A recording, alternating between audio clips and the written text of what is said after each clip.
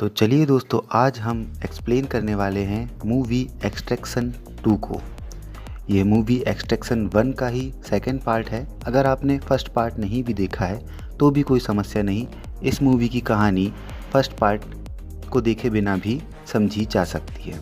तो फिल्म की शुरुआत में हमें वही ब्रिज दिखाया जाता है जो हमने पिछली मूवी में देखा था, और उसी ब्रिज में हमें टाइलर, जो कि फिल्म का लीड कैरेक्टर है, उस ब्रिज से गिरता हुआ दिखाया जाता है। कुछ देर बाद वहाँ एक छोटी बच्ची नदी के पास आती है और उसे टाइलर जख्मी हालत में नदी के किनारे बेहोश पड़ा दिखाई देता है। बच्ची की चीख सुन के कुछ सिपाही वहाँ आ जाते हैं और बेहोश टाइलर को हेलीकॉप्टर द्वारा दुबई यूएई ले जाया जाता है। अगले सीन में हम टाइलर को हॉस्पिटल के रूम में देखते हैं, जिसके पास निक बैठी होती है। कुछ समय बाद टाइलर को होश आता है और उसे कुछ विज़न दिखाई देते हैं, जिसमें एक औरत एक बीमार बच्चे को किस करती है।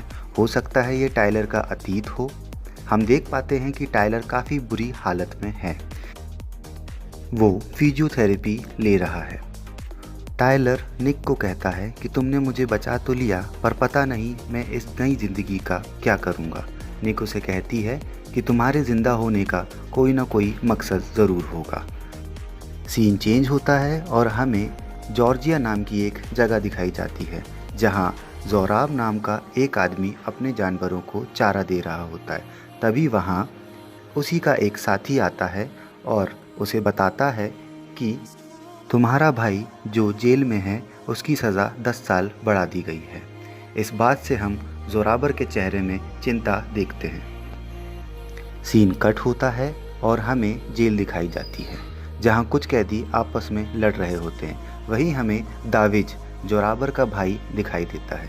अगले सीन में हमें कुछ गाड़ियां जोराब के घर आती दिखाई देती हैं, जिसमें से गवर्नर उतरकर जोराब से मिलता है और जोराब उसे बताता है कि मेरा एक जानवर बीमार है, मुझे उसे मारना होगा। गवर्नर नाराज़गी से कहता है कि क्या तुमने मुझे मातम के लिए बुलाया है। वो कुछ बात करते हैं और गवर्नर बताता है कि तुम्हारे भाई की सज़ा बढ़ा दी गई है, जिससे जोराब सामने रखा हुआ फावड़ा उठाता है और गवर्नर को मार देता है। गवर्नर की लाश हमें एक गड्ढे में गिरती हुई दिखाई देती है, जो कि उसी के लिए खोदा जा रहा था। इस सीन से हमें अंदाज़ा लगता है कि जोराब कोई छोटा मोटा आदमी नहीं। अगले सीन में हमें टाइलर दिखाया जाता है, जिसे हॉस्पिटल से रिलीज़ कर दिया है। वहाँ उसे लेने निक और उसका भाई येज आए हुए होते हैं। वो टाइलर को ऑस्ट्रिया ले जाते हैं, जहाँ टाइलर का अपना घर है। टाइलर येज से पूछता है कि वो यहाँ क्या करेगा, जिस पर येज उसे कहता है रिटायरमेंट एंजॉय करो। इसके बाद निक टाइलर को एक बॉक्स देती है, जिसमें टाइलर का पुराना सामान है, और यहाँ से चली जाती है। इसके बाद हम टाइलर को घर में समय बिताते हुए देखते हैं, जहाँ वो एक ड्राइंग देखता है, जिससे हमें पता चलता है कि टाइलर की एक बीवी और बच्चा भी है। फिर हमें जेल का सीन दिखाया जाता है, जहाँ हमें पता चलता है कि जोराब के भाई डेविज के बीवी और बेटा भी हैं, जिन्हें उसने अपने ही साथ जेल में कैद करके रखा है। अगले सीन में हमें टाइलर के घर आया एक शख्स दिखाया जाता है, जो टाइलर को बताता है कि उसे एक नया काम दिया जा रहा है। जी हाँ, वही एक्सट्रैक्शन का लोगों को बचाने वाला। इस काम में उसे एक औरत और 2 बच्चों को बचा के लाना है। यह बच्चे और औरत उसी जेल में हैं जहाँ जोराब का भाई डाविज कैद है। ये औरत, इसका नाम कैटविन है, कोई और नहीं डाविज की पत्नी है, और ये बच्चे भी डाविज के ही हैं। और वो यहाँ पर हमें एक बात और बताता है कि कैटविन टेलर की ही बीवी की बहन है। जी हाँ, यानी कि ये टेलर की साली हुई। ये सुनते ही टाइलर इस काम के लिए मान जाता है। अगले ही पल टाइलर निक और उसके भाई को फ़ोन लगाता है, जो कि हमें किसी और जगह दिखाई देते हैं, जिन्हें टाइलर अपने नए काम के बारे में बताता है और उन्हें इस काम में शामिल होने को कहता है। निक और येज भी टाइलर की बात मान जाते हैं। अगले ही सीन में हमें टाइलर को एक्सरसाइज करते हुए दिखाया जाता है। जल्दी ही टाइलर हमें फिट होता दिखाई देता है। अगले सीन में हम 2 गाड़ियों को जेल की तरफ जाता देखते हैं और ये भी देखते हैं कि जेल का गार्ड दीवार पे कुछ मार्क बना रहा है। फिर गार्ड जेल के सीसीटीवी कैमरास को बंद कर देता है और जेल के अंदर हम एक गाड़ी को एंटर करते हुए देखते हैं। गाड़ी से हाथ में गन लिए एक शख्स बाहर आता है और हम देखते हैं कि ये टायलर ही है और गार्ड उसी की मदद कर रहा है। हम टायलर को गार्ड की मार्किंग की मदद से जेल में एंटर होते हुए देखते हैं और जल्द ही वो बैरक नंबर 207 यानी कैटविन और बच्चों के पास पहुंच जाता है। कैटविन का बेटा जिसका नाम सैंड्रो है वो कैटरीन से पूछता है कि ये आदमी कौन है। कैटरीन उसे बताती है कि ये हमें यहाँ से निकालने आया है। हम टायलर को उन लोगों को साथ में ले जाते देखते हैं पर उन्हें भागते हुए जेल का एक कैदी देख लेता है। उसके शोर मचाने से सारे कैदी जाग जाते हैं और जेल में अफरा तफरी मच जाती है।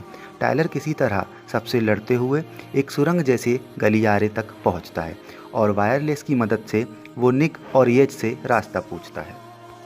तभी उसे ऊपर की तरफ एक जगह दिखाई देती है जिससे वो दोनों बच्चों को बाहर पहुंचा देता है। पर वो कैटविन को ऊपर चढ़ा ही रहा होता है कि अचानक डाविज आकर टायलर पर हमला कर देता है। डाविज और टायलर की तगड़ी 1-on-1 फाइट होती है जिसमें किसी तरह टायलर डाविज का हाथ तोड़ देता है और उसे गले में चाकू मारता है। इतने में ही कैटविन वहां आती है और डाविज के ऊपर ज़ोर से वार करती है और हम देखते हैं कि डाविज अब मर चुका है।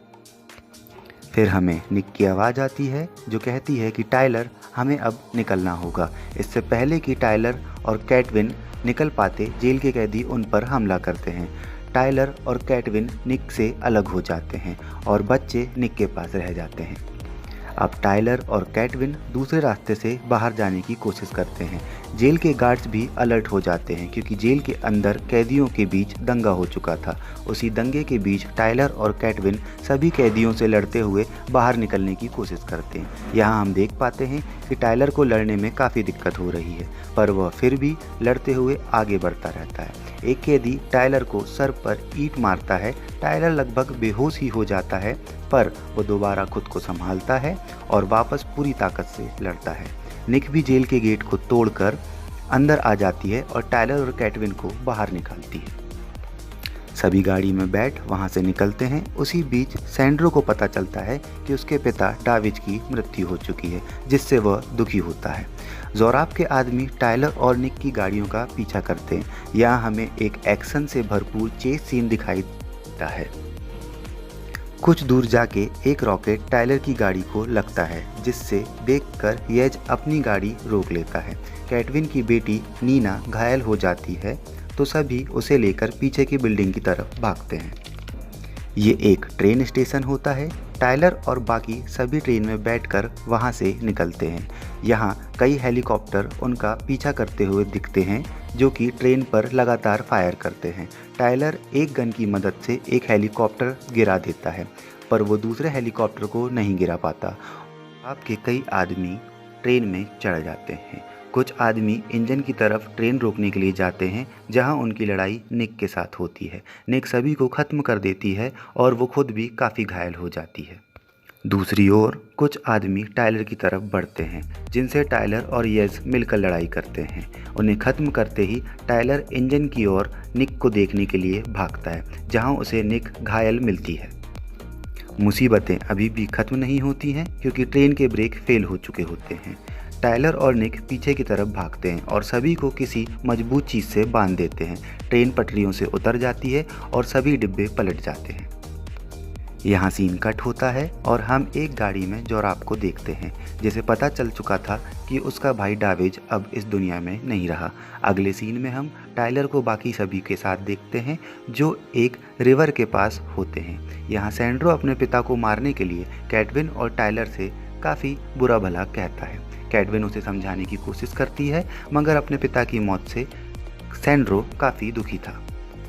हमें फिर जोराब दिखाया जाता है जो डाविज की लाश के पास खड़ा होता है और अपने अतीत को याद कर रहा होता है। सीन चेंज होता है और हमें एक प्लेन में टायलर और बाकी लोग कहीं जाते हुए दिखाई देते हैं जहां मौका देखकर टायलर येज का मोबाइल उठा लेता है। हम सभी जानते हैं कि वो इसके बाद क्या करने वाला था। वो अपने चाचा जोराब को कॉल करके उनकी और सभी की लोकेशन बता देता है, क्योंकि वो अपने पिता की मौत का जिम्मेदार टायलर और अपनी माँ कैटविन को मानता है। टायलर सभी को एक सेफ जगह ले जाता है। कुछ समय बाद ही वहाँ हेलीकॉप्टर और कार्स के जरिए जोराब के आदमी पहुँच जाते हैं। कुछ आदमी हेलीकॉप्टर के जरिए छत से और बाकी ग्राउंड से इन्हें घेरने की कोशिश करते हैं। टायलर सभी को पार्किंग की तरफ जाने के लिए कहता है, पर कार में बैठते ही सैंड्रा वहाँ से भाग जाता है। वो जोराब के आदमियों की तरफ भागता है, जिसे देख येज भी उसे रोकने के लिए उसके पीछे भागता है। निक और टायलर अपनी गाड़ियों से बाहर की ओर निकलते हैं, पर रास्ते में ही एक गाड़ी टायलर का रास्ता रोक लेती है। टायलर निक को आगे जाने और येज की मदद करने को कहता है। दूसरी ओर हमें येज सैंड्रो का पीछा करते दिखाया जाता है, पर सैंड्रो भागकर जोराब की कार में बैठ जाता है और जोराब येज पर फायर करने लगता है। इसी बीच निक की कार भी वहां आती है, जिसे जोराब रॉकेट लॉन्चर से उड़ा देता है। निक बच जाती है और येज को ले बाहर की ओर भागती है। सीन बदलता है और इस तरफ हम टायलर को जोराब के आदमियों से लड़ता देखते हैं, जहां येज वायरलेस से टायलर को उनकी मदद करने के लिए कहता है। टायलर बाहर की ओर बढ़ता है, पर जोराब के आदमियों की तादाद ज़्यादा होने की वजह से निक और येज को छत पर जाने के लिए कहता है, जहां एक हेलीकॉप्टर अभी भी मौजूद था। निक और येज छत पर पहुंच जाते हैं, जहां उनकी भिड़ंत जोराब के आदमियों से होती है। यहाँ एक फ्लोर नीचे जोराब के आदमी टायलर को रोक लेते हैं, जिनकी मदद के लिए निक येज को नीचे भेजती है। नीचे जाते हुए येज की लड़ाई एक सोल्जर से होती है, जिसे वो मार देता है, पर खुद भी बुरी तरह घायल हो जाता है। ऊपर छत पर निक भी एक आदमी से लड़ रही होती है, जिससे लड़ते हुए निक एक ग्लास फ्लोर पर जा गिरती है। वो गिरते ही बेहोश हो जाती है और नीचे की तरफ खिसकने लगती है। यहाँ टायलर देखता है कि निक बेहोशी की हालत में ग्लास फ्लोर से नीचे फिसल रही है। वो उसे बचाने जाता है, पर तब ही ग्लास टूट जाता है और हम देखते हैं कि टायलर एक हाथ में पाइप को पकड़कर लटका हुआ है और उसने दूसरे हाथ से बेहोश निक को भी पकड़ रखा है। जोराब वहां पहुंच जाता है और उन्हें नीचे गिराने की कोशिश करता है। वो उन्हें नीचे गिराने वाला ही होता है कि देखते ही देखते ग्लास टूट जाता है और जोराब भी पाइप से लटक जाता है। यहाँ हम देखते हैं कि निक को होश आ गया था और उसी ने गोली चलाकर जोराब को नीचे गिराया था, पर निक की गोलियां खत्म हो चुकी होती हैं। टायलर किसी तरह निक को छत की तरफ फेंकता है। सीन चेंज होता है और हम निक को एक आदमी से लड़ता हुआ देखते हैं, जो कैटविन और नीना के पीछे लगा हुआ था। निक किसी तरह उसे मार गिराती है। वहीं दूसरी ओर टायलर और जोराब भी छत पर चढ़ जाते हैं और हैंड टू हैंड कॉम्बैट करते हैं। किसी तरह टायलर जोराब को एक फ्लोर नीचे गिरा देता है। फिर सभी छत पर हेलीकॉप्टर की ओर भागते हैं। येज भी उनके पीछे आ रहा होता है, पर पीछे से जोराब उसे गोली मार देता है। टायलर किसी तरह येज को हेलीकॉप्टर में बिठाता है और वो सभी वहाँ से निकलने में कामयाब हो जाते हैं। अगले ही पल हम जान पाते हैं कि येज बहुत ही ज़्यादा ज़ख्मी है और उसका खून रोकने की कोशिश करते हुए टायलर हमें दिखाया जाता है। येज बच नहीं पाता। निक और टायलर इस बात से सदमे में आ जाते हैं। अगले सीन में हम जोराब को सैंड्रो के साथ कार में देखते हैं, जो अपना बदला ना ले पाने की वजह से काफ़ी गुस्से में होता है। सीन चेंज होता है और हम सभी को टायलर के घर देखते हैं, जहां निक येज के बदन को कपड़े से साफ कर रही होती है। टायलर भी उसे दिलासा दे रहा होता है। कुछ ही देर में एक कार टायलर के घर आती है, जिसमें से मिया निकलती है। मिया वही है जो कि टायलर की वाइफ है। मिया उतरती है और अपनी बहन कैटविन से मिलती है। दूसरी ओर जोराब एक एयरफील्ड में बैठा दिखाई देता है। वो अपने ही आदमी को गुस्से में गोली मार देता है, जिसे सैंड्रो भी देख रहा होता है। सैंड्रो समझ जाता है कि उसने गलत आदमी का साथ दिया है। जो अपने दोस्तों का भी सगा ना हो सका, वो रिश्ते क्या ही निभाएगा। यहाँ हम टायलर और मिया को देखते हैं, जहाँ टायलर अपने बेटे के आखिरी वक्त में साथ ना होने की वजह से मिया से माफ़ी मांगता है। यहाँ हमें पता चलता है कि टायलर का बेटा अभी दुनिया में नहीं है। तभी टायलर का फ़ोन रिंग करता है और फ़ोन में दूसरी तरफ हम जोराब को देखते हैं, जो उसे इस लड़ाई को आमने सामने खत्म करने की चुनौती देता है। टायलर इस चुनौती को स्वीकार कर लेता है। टायलर अपने हथियार तैयार करके जोराब को मारने के लिए निकलता है। जैसे ही वो कार में बैठता है, निक भी उसके साथ चलने को कहती है, पर टायलर उसे वहीं रुकने को कह देता है और अकेला निकल जाता है। अगले सीन में हम देखते हैं कि टायलर जोराब के आदमियों को मारते हुए एक पुराने चर्च में पहुंचता है, जहां वो देखता है कि सैंड्रो की छाती पे एक बॉम्ब लगा हुआ है, जिसका रिमोट जोराब के हाथ में होता है। टायलर रुक जाता है और जोराब सैंड्रो को टायलर की गन लेने के लिए कहता है। टायलर अपनी गन सैंड्रो को दे देता है और जोराब सैंड्रो से टायलर को मारने के लिए कहता है, पर सैंड्रो ऐसा नहीं कर पाता। अब उसे अच्छे और बुरे का फ़र्क समझ में आने लगा था। अगले ही पल वहाँ निक भी पहुँच जाती है, पर सैंड्रो की छाती में बॉम्ब देखकर वह भी अपनी गन नीचे रख देती है। मौका देख टायलर सैंड्रो को इशारा करता है और सैंड्रो जोराब की गिरफ्त से खुद को आज़ाद कर लेता है। टायलर जोराब पर हमला करता है, पर जोराब एक गोली निक पर चला देता है। यहाँ हमें दोबारा टायलर और जोराब की हैंड टू हैंड बैटल देखने को मिलती है, जहाँ बहुत घायल होने के बाद भी जोराब से टायलर को लड़ते हुए दिखाया जाता है। इसी बीच सैंड्रो भी अपनी छाती से बॉम्ब को अलग कर लेता है। काफ़ी घायल होने के बाद भी टायलर जोराब को मार गिराता है।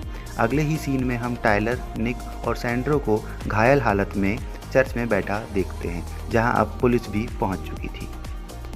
तो इस तरह अंत होता है जोराब का। मगर दोस्तों, पिक्चर अभी भी बाकी है। अगले ही सीन में हम निक और टायलर को एक जेल में देखते हैं, जहां निक एक जेल के हॉस्पिटल में होती है। वहीं टायलर भी हमें जेल में दिखाया जाता है। यहाँ टायलर से उसकी बीवी मिया मिलने आती है और वो अपने गिले शिकवे मिटा लेते हैं। अगले ही सीन में हमें टायलर और मिया को एक कार में बिठाकर कहीं ले जाते हुए दिखाया जाता है। वो जब वहाँ पहुँचते हैं तो हमें वही आदमी दिखाया जाता है जिसे हमने मूवी की शुरुआत में टायलर को एक्सट्रैक्शन का कॉन्ट्रैक्ट देते हुए देखा था। वो टायलर को कहता है कि मैं तुम्हें आज़ाद कर सकता हूँ, पर तुम्हें मुझे एक काम और करके देना होगा। टायलर कहता है कि वो निक के बिना, अपनी टीम के बिना कोई काम नहीं करेगा। इस पे वो आदमी इशारा करता है कि उसने निक को भी छुड़ा लिया है। टायलर काम करने के लिए हाँ में सर हिलाता है और हम देखते हैं कि अब मूवी ख़त्म हो चुकी है। तो यानी कि दोस्तों, इस फिल्म का तीसरा पार्ट भी ज़रूर आएगा। ये मेरा पहला एक्सप्लेनेशन वीडियो है दोस्तों। अगर आपको ये पसंद आता है तो प्लीज़ इसको लाइक कीजिएगा, मेरे चैनल को सब्सक्राइब कीजिएगा। मैं आगे भी आपके लिए ऐसे ही एक्सप्लेनेशन वीडियोस और फिल्म के रिव्यूज़ लाता रहूँगा।